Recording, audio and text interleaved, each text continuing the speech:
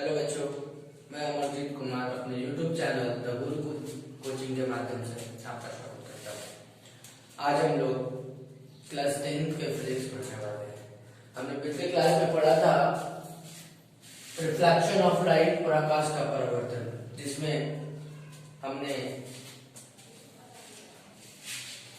Reflection of light में दर्पण के बारे में पढ़ा था। अब उसे डायग्राम से समझा भी था।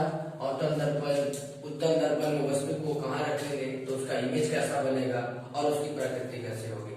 आज हम उसे और बेहतर ढंग से समझेंगे।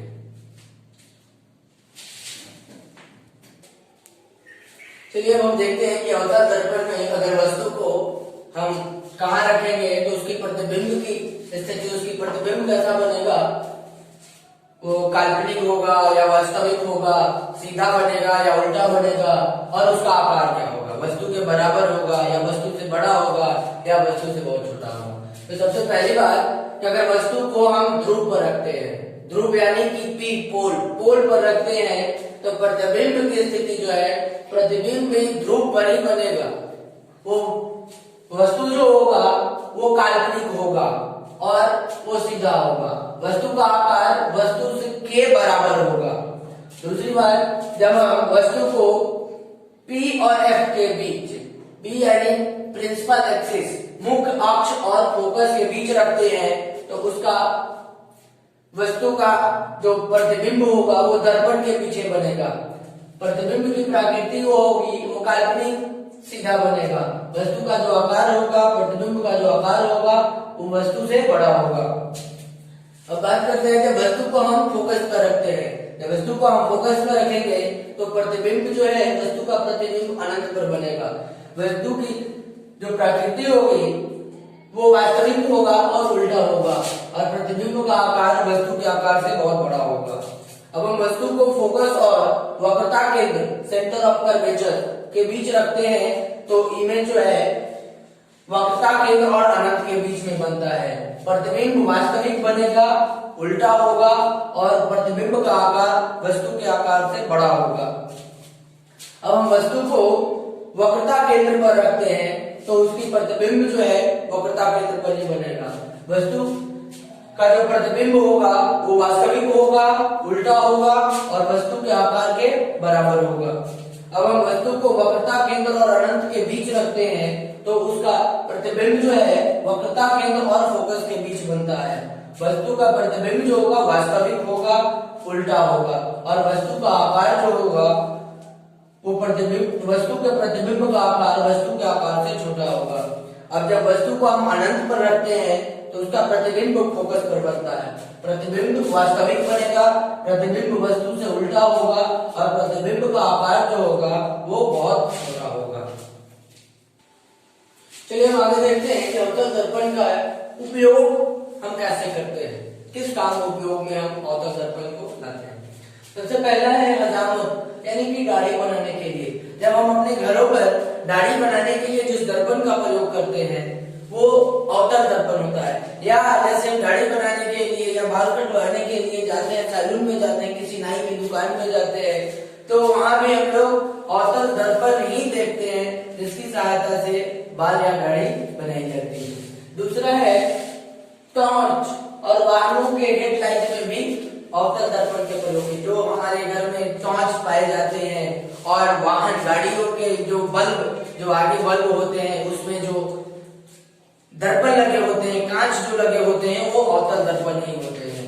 तीसरा है रोगियों के कान, नाक, गले तथा दांत की जांच के लिए। जब रोगियों के कान की जांच करते हैं, नाक की जांच करते हैं, गले की जांच करते हैं या दांत की जांच करते हैं, तो उसके लिए वो अवतल दर्पण का ही प्रयोग करते हैं। चलिए अब हम देखेंगे कि उत्तल दर्पण में वस्तु को कहाँ रखेंगे, तो उसकी प्रतिबिंब की स्थिति क्या होगी, प्रतिबिंब का आकार क्या होगा, और उसकी प्रकृति क्या होगी।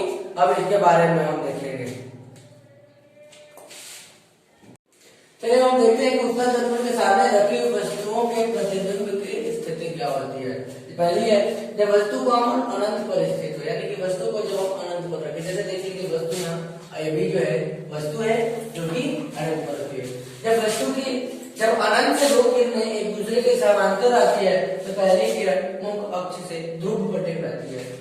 दूसरी उत्तल दर्पण के सतह पर टकराती है। टकराने के बाद ये किरण वापस लौट जाती है प्रकाश के परावर्तन के नियम को पालन करते हुए। ठीक दूसरी किरण ये भी टकराने के बाद वापस लौट जाती है, लेकिन हम लोग इसे दिखाते हैं डॉट डॉट पे, ये किरण आगे बढ़ जा रही है और ये भी यहाँ से आगे बढ़ रही है।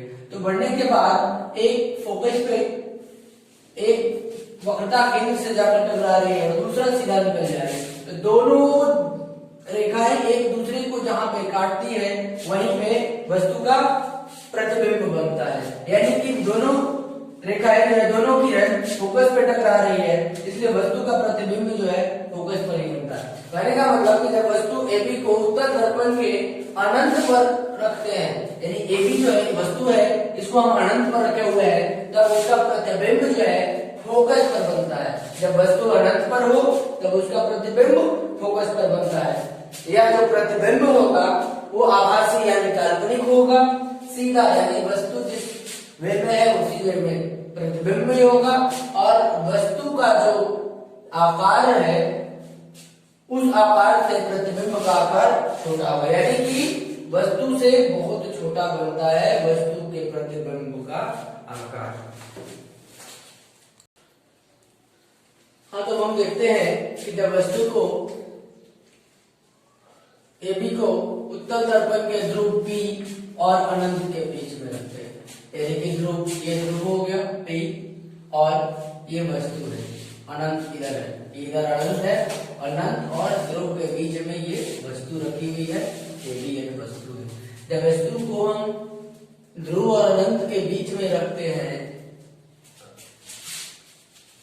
तब उसका प्रतिबिंब जो है a डैश b डैश प्रतिबिंब, ये a डैश b डैश प्रतिबिंब है, वो ध्रुव ये P, ध्रुव P तथा फोकस के बीच बनता है। और ये जो प्रतिबिंब बनेगा ये हमेशा आभासी यानी काल्पनिक होगा, सीधा होगा और प्रतिबिंब वस्तु से छोटा होगा।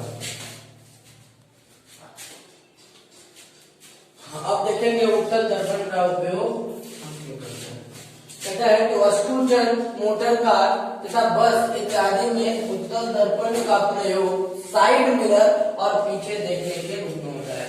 जैसे स्कूटर में, कार में, बस में जो भी साइड मिरर के रूप में जो दर्पण यूज होता है वो उत्तल दर्पण होता है, क्योंकि उत्तल दर्पण में जो प्रतिबिंब बनता है वो हमेशा सीधा बनता है, आभासी बनता है, और प्रतिबिंब का जो साइज होता है वो वस्तु के साइज के बराबर होता है या वस्तु से छोटा होता है। कभी भी उत्तल दर्पण में बना प्रतिबिंब वस्तु से बड़ा नहीं होता है।